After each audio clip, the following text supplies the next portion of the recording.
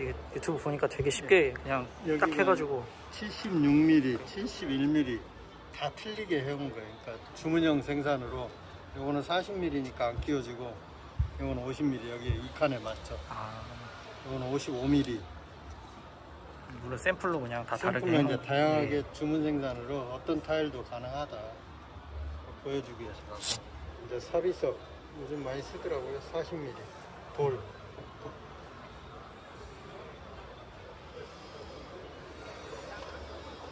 이제 요 소재에 따라서 접착 본드가 달라요. 예. 그러니까 자기질 타일 같은 경우에는 1200도에 소성돼서 흡수율이 낮으니까 폼본드로 그렇죠. 부착이 안 되고 이런 이제 몰탈유로 부착하고, 그다음에 모노롱브릭 타일 이런 거는 폼본드로 부착하고 두 가지 나뉘어 있습니다. 흡수율에 따라서. 그렇죠. 사실은 이쪽 부분을 추천을 해줘야 될 사항인가. 요거는 시간이 지나면 아마 좀 물때 같은 거 낄 거예요.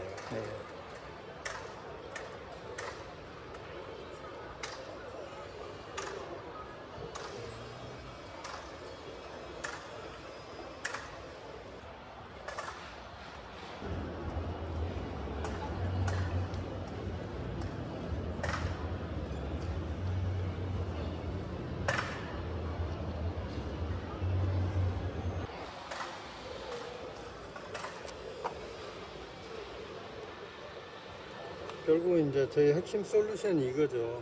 물고 떨어지는 거. 그렇죠. 타일이 네. 결국 중량감이 나갔을 때 떨어지는 자중력에 떨어지는 힘은 1차적으로 요 턱에서 잡고, 그 다음에 이렇게 벌어지는 힘은 요 홈에서 다 물어서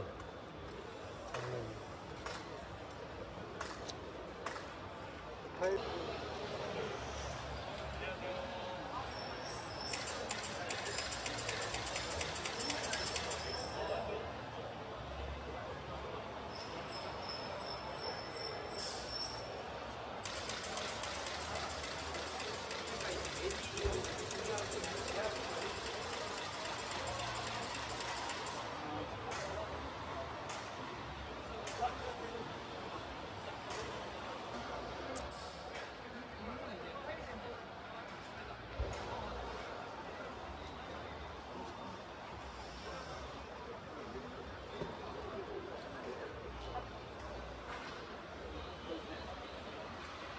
만약에 이거를 거푸집으로 써서 모양을 내면 나중에 이제 뜯어내잖아요. 그때 잘 뜯어져요? 잘 뜯어져. 박리제 바르고 뜯어요. 박내지 바르고요? 해보니까 계절별로 좀 차이는 있더라고요.